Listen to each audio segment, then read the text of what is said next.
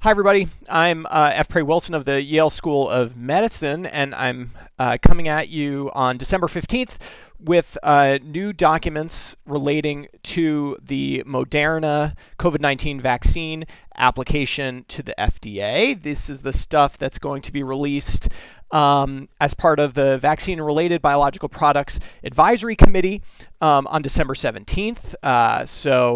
This is the deepest look we have yet into the data behind the large-scale phase 3 clinical trial that demonstrated efficacy of the Moderna COVID-19 vaccine. There's a ton of stuff here, some old stuff, some new stuff. So I'm going to just walk through the tables and figures with you really quick to give you a sense.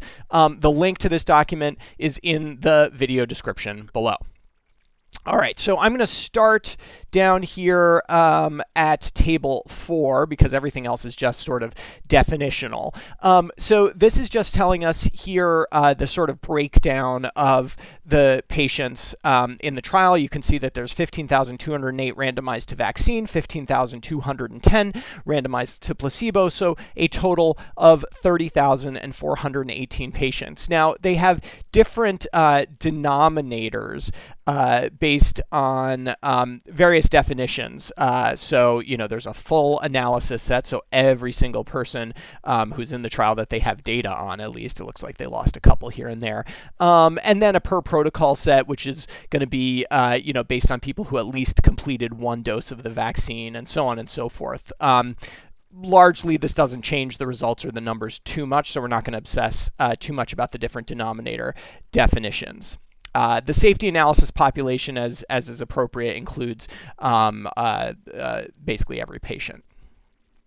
Okay, so let's talk about the demographic characteristics of this population. This is in the people who got at least one dose, so this is our question here is whether this is a population that we can generalize. So we've got about 50% men, 50% women. The mean age is 52 years. The maximum age is 95. Minimum age is 18. Remember, Pfizer had 16-year-olds in the trial and actually started enrolling as young as 14 in the end. So these are all adults, 18 to 95 years old. 25% 65 and older, pretty good. We want to see those older patients, right, to make sure that the vaccine is efficacious in this high-risk population. Here's your racial breakdown here. We see 10% black and other racial minorities here. Ethnicity, you've got 20% Hispanic, which is not bad for a trial of this type. Really interesting, in the Moderna trial, I didn't know this, 25% are healthcare workers. That's so cool, right? A good population that you want to target because they're obviously high risk of contracting COVID-19 in the healthcare setting. And also as a healthcare worker myself, always nice to see myself represented in the trial. They also had predefined high risk conditions. We'll go through that in a minute. So you can see about a quarter of the patients had a high risk condition. And then they combine risk and age here. I won't worry about that too much. I'm going to skip that. That's just looking at the different denominator, the safety set. Look at table 8 here. So you can see you've got about 75, you've got 3/4 of the population with no severe risk factors for COVID-19, but the rest do. You've got 5% of people with chronic lung disease, 5% with significant cardiac disease, 6% with severe obesity, and around 10% with diabetes. So these are people that you might expect to have worse outcomes were they to become infected with COVID-19. These were predefined by Moderna, so looks pretty good. Those seem to be the high-risk conditions, in addition to age, of course. Okay, so table 9 is the interim analysis. This has been published before, so this is where we get the 94.5% vaccine efficacy. But just to walk you through the numbers, we've got 5 cases in the vaccine group. We've got 90 cases in the placebo group. Remember, these are randomized. It's random who goes in which group. So if the vaccine's not going to work, you'd expect a 50-50 split between these groups. Not so. Only 5 in the vaccine group, 90 in the placebo group. That translates to 94.5% efficacy. But all the time, I want you to look at the confidence intervals here, this range of uncertainty, because you're always estimating the true effect. And this suggests that the true effect is probably somewhere between 86 and 98%. Regardless, that is great for a vaccine. That is really effective.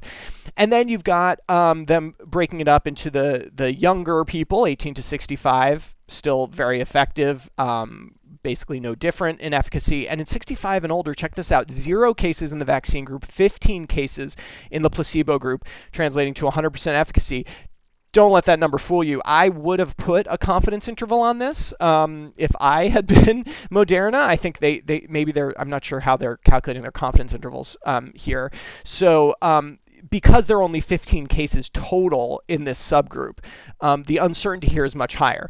So maybe it's, something like 70 to 100% or something like that. But nevertheless, you can't actually do better than what they did here, right? Every single case occurred in a placebo patient among the 65 and older. So very encouraging findings there. Okay.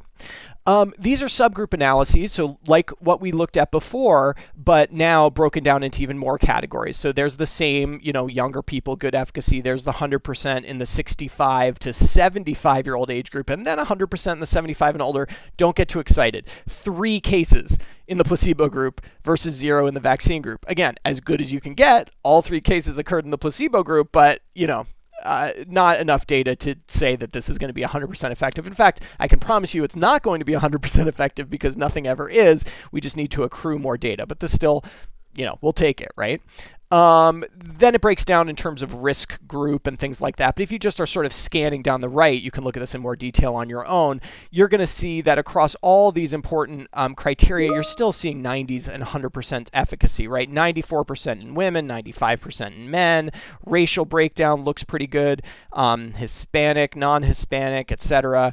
Black or African American, 100% efficacy, only 4 cases in the placebo group, 0 in the vaccine group.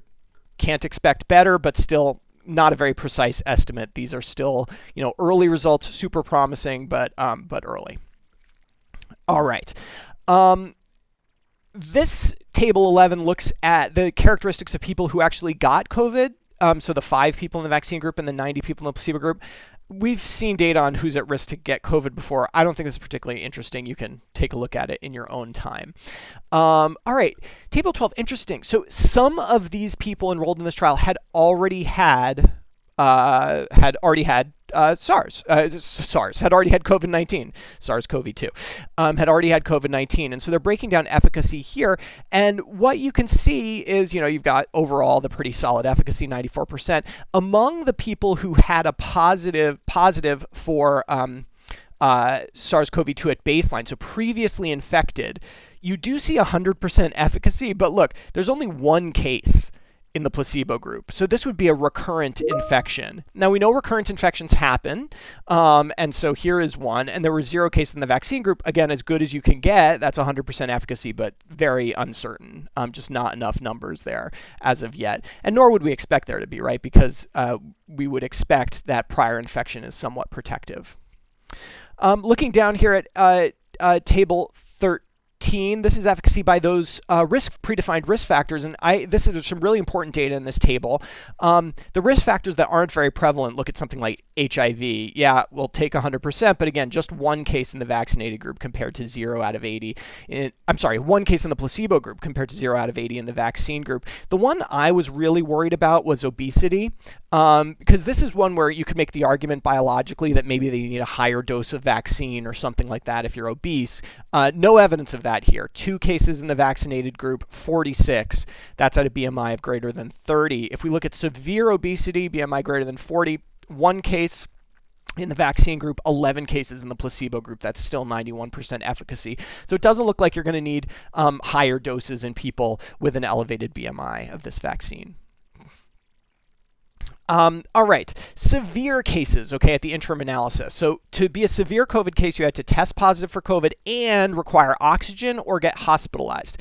None of those in the vaccine group, 11 in the placebo group, so 100% in terms of preventing severe COVID infections. And this is critical when we think about avoiding overloading our hospital system and stuff. We really want to see a decrease in severe COVID infections. So pretty good. All right, here's our cumulative incidence curve. So in red, you see the vaccinated people, and in blue, you see the control group.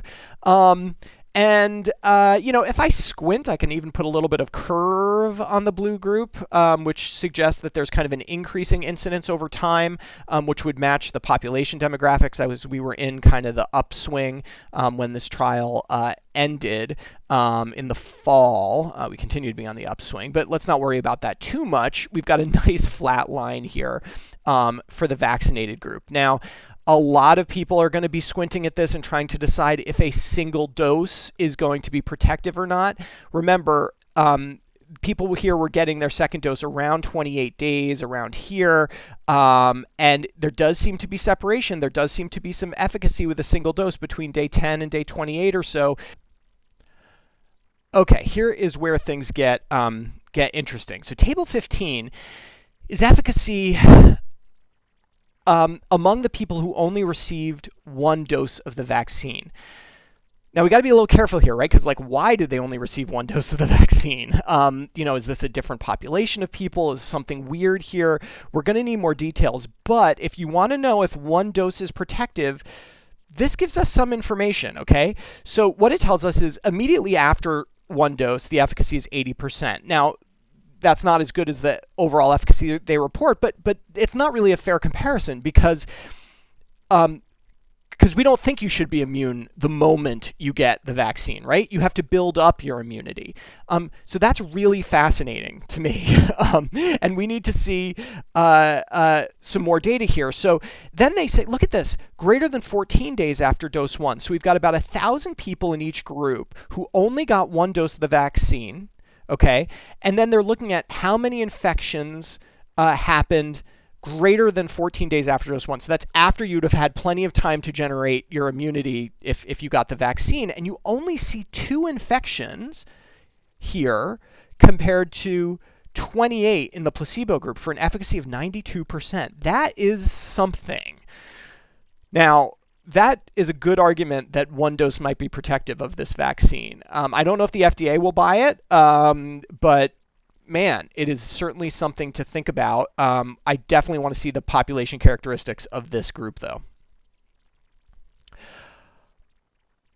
Okay, in terms of preventing severe COVID-19 after one dose, well, same question after one dose. You've got 2 cases versus 4 cases, only 42% efficacy here. So not enough cases and a little bit concerning, right? Because we really want to prevent severe COVID-19 if we can. That in fact, you could argue that that's the whole goal. I don't care if people have kind of the sniffles, right? I care about them going to the hospital. So interesting stuff there. All right. Keeping going, table 17, final efficacy analysis. So this is new data. This is updated from I think the original press release. So just more cases. Basically, they had more time to accrue more cases. And what you can see is you've got a total of 11 cases in the vaccine group and 185 in the placebo group. So way better in the vaccine group, 94% efficacy with a confidence interval ranging from 90 to 97%. That is really strong. You see similar numbers in the 18 to under 65 group, a little bit numerically lower here, 86.4% in the 65 and older group. The confidence interval is pretty wide, 60 to 95%, basically because there just aren't that many. There aren't enough patients here to really know. So this may not be different, or it could be our first hint that the vaccine isn't quite as efficacious in older people. We just don't know. But even so, 86% is nothing to sneeze at. That is a good efficacy number. Check this out. Severe COVID-19 cases now, the final data, or the updated data, 0 in the vaccine group, 30 in the placebo group. That is awesome. What about those 2 patients that you mentioned before in the vaccine group who had severe COVID-19? Remember, that was in the group that only got one dose of the vaccine. So this is among people who got 2 doses of the vaccine and starting counting severe cases 14 days after the dose of vaccine or placebo. So that's why you get 0 cases here. These people are kind of fully immunized, as you might imagine. So still, I think there's still an argument for 2 doses here. I'd be surprised if FDA pushes for 1 dose personally. All right, let's talk about safety. Man, they gave us a lot of interesting safety data here. So let's just walk through this really quickly. So solicited safety events is the study is asking you about it, right? Like, hey, does your arm hurt? Hey, do you have a fever? Hey, do you have chills, etc. And you can see that rate is 95% of people say yes to at least one of those questions in the vaccine group, just 60% in the placebo group, still 60% for placebo, right? What's really interesting about this table is that they do stratify by whether people had COVID-19 in the past or not. And the reason that's important is because there's been concern that if you were already infected, could administering the vaccine rev up your immune system even more and make side effects worse or something like that. And you don't see that here. 95% in the people who weren't previously infected compared to 82% among those who were previously infected. So if anything, it looks a little bit better. Local adverse reaction, so that's in your arm, you've got 92%, not much in the placebo group. Injection site reaction, 9% versus 0.9%. Systemic adverse reaction, those are things like fevers, chills, muscle aches, 83% versus 53%. And then grade 3 or 4, so like the ones that are pretty serious, pretty uncomfortable, 16% versus 4% in placebo. So you definitely see that here. I often pay more attention to the unsolicited adverse events, and the reason is because those are the ones that the participants are concerned enough about that they tell you about, or it happens to them, right? Like death is an unsolicited adverse event, but it tends to give you a better picture of are these symptoms really bad. And again, here you see, so the numbers are lower because the participants have to mention it. 22% versus 20%, not too bad. If we look at grade 3s, the worse, the higher, the more severe adverse events, not bad, 1% versus 1%. Events thought related to the vaccine. So the way related and unrelated works is a study investigator is not told whether the patient got vaccine or placebo, but whatever the event is, they have to decide, oh, this could have been related to the thing that they got, right? So if it's oh, their arm really hurts, they'd be yeah, that was probably related. If it's oh, they got in a car accident, they would usually say it's probably not related, unless, I don't know, something weird happened. All right, so I'm going to look briefly down here, and we don't see a ton, 8%. These are pretty balanced between the groups. Serious adverse events are the ones we often care about, 82 versus 86 in placebo, which is really fine. No difference in the people that were previously infected. And then related serious adverse events, 5 versus 4. It's just not that bad. We've got 8 deaths total in the entire study population, 4 in each arm. This is expected. This is a 30,000 person trial. People do die. This is about the rate you'd expect of just deaths happening because deaths happen in a population this size over this period of time. None of the deaths were deemed to be related to receiving vaccine or placebo. Adverse events leading to discontinuation, strangely enough, higher in the placebo group than the vaccine group, which is interesting. I'm not sure how to parse that. Usually you see it higher in the active drug group. This is a similar breakdown among people who are greater than age 65, and it honestly looks quite a bit the same. I think we're going to expect the same rate of adverse events regardless of age here. This table 21 starts breaking it down a little bit more into the types of adverse events and it by dose. So dose 1, dose 2, placebo, dose 1 to placebo, dose 2. And broadly what you see here is that there is an increase in adverse events after dose 2 in the vaccine group. So there's pain. Everyone kind of complains of pain and some redness. But look, 3% with redness here, 9% of redness after number 2, 6% with swelling after dose 1, 12% after dose 2. And if you look at this is the same thing with people greater than age 65. Let me bring them all together for systemic. Okay, so let's look at systemic adverse reactions. This is in the under age 65 group. And for example, let's take fever. 0.9% after vaccine dose 1, which is similar to placebo, 17.4% after vaccine dose 2, compared to basically nothing at placebo. You're definitely feeling worse after vaccine dose 2. Look at headache, 35%, 62% after dose 2.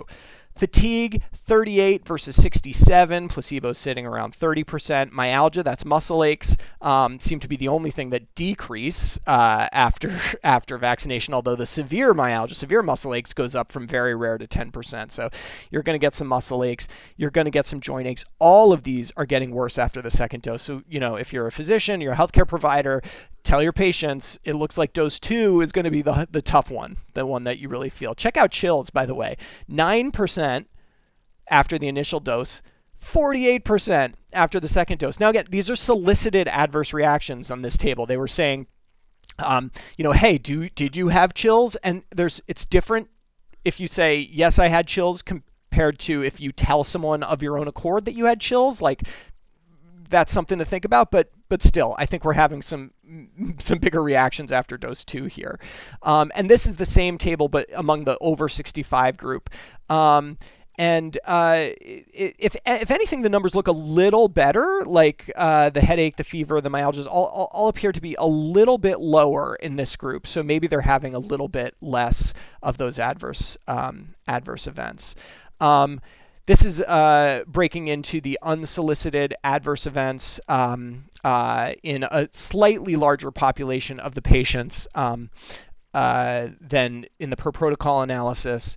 And you basically don't see anything terribly interesting here.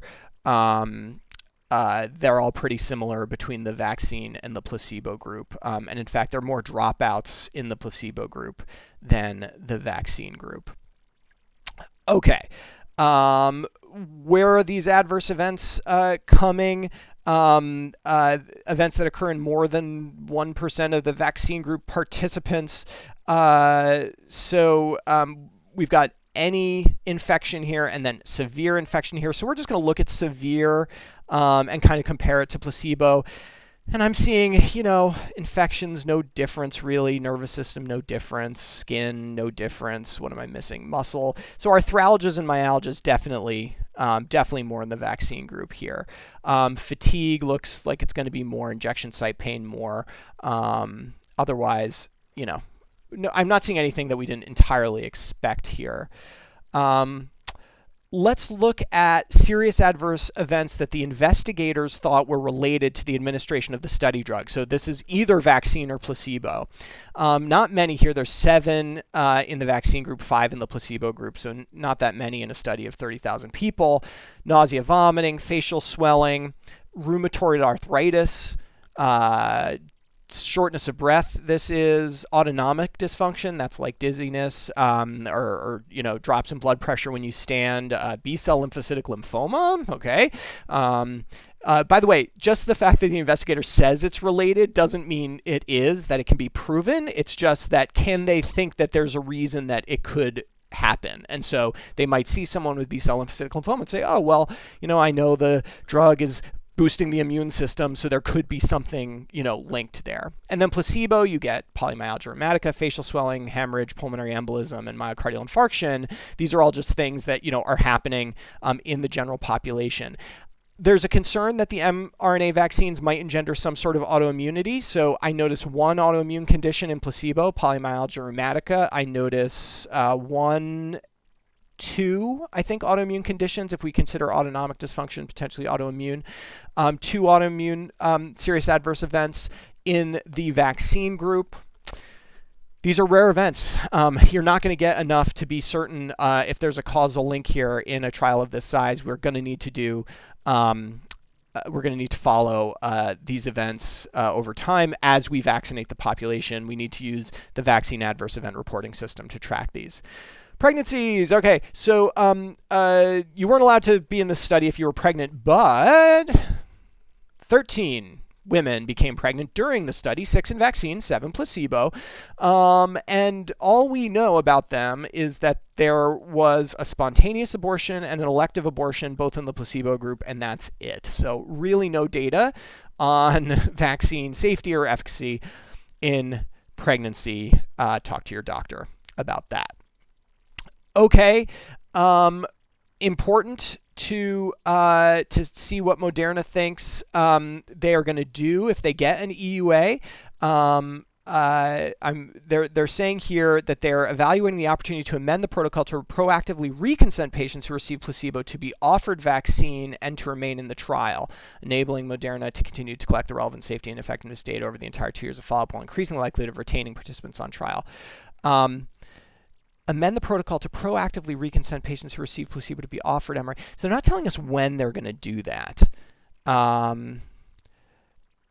More extensive participant would be expected to alter the greater.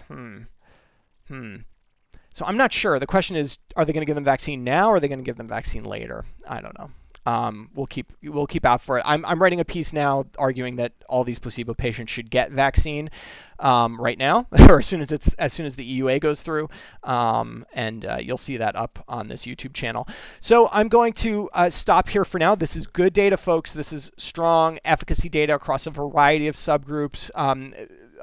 Minimal serious adverse events, but a lot of side effects, particularly after dose 2. So prepare yourselves for that. If you're getting this vaccine, you might feel fine after dose 1, and then when you get that second dose, it might put you down under the weather for a day or so. So be aware of that. Thanks so much for watching. If you like this sort of stuff, I talk about medical studies all the time on this channel, and you can like and subscribe and turn on notifications and things. And I post about once a week about a study that is interesting to me. So thanks a lot. Take care. See you next time.